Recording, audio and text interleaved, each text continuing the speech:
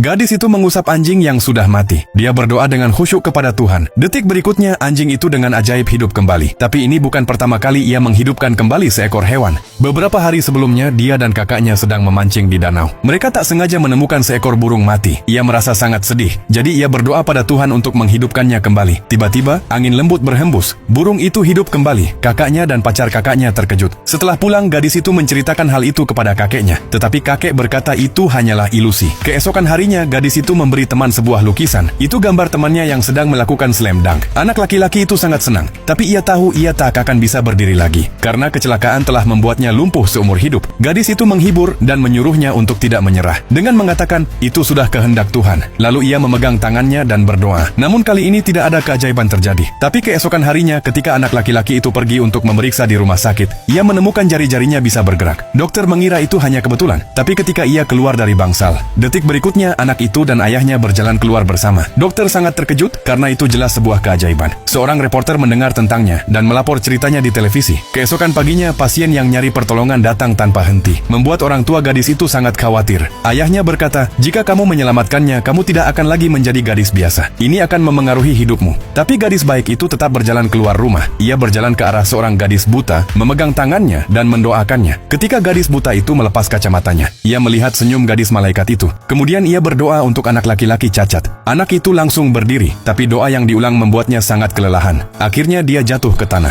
Dokter memberitahu keluarganya, ia memiliki tumor di otaknya. Hidupnya akan segera berakhir, dan Tuhan hanyalah ilusi baginya. Ketika kakeknya mendengar berita itu, ia diam-diam pergi ke danau, berdoa pada Tuhan untuk selamatkan gadis itu, bahkan jika harus menukar nyawanya sendiri. Pada saat itu, semua orang di rumah sakit berdoa untuk gadis itu. Kemudian ayahnya menemukan sebuah lukisan. Di dalamnya, gadis itu telah meramalkan bahwa ia akan pergi. Ketika semua orang sedang bersedih, saudaranya menemukan lukisan lain. Tuhan telah mengirim gadis itu kembali ke dunia. Detik berikutnya, gadis itu benar-benar membuka matanya. Cerita ini memberitahu kita bahwa Tuhan akan memberkati setiap orang baik.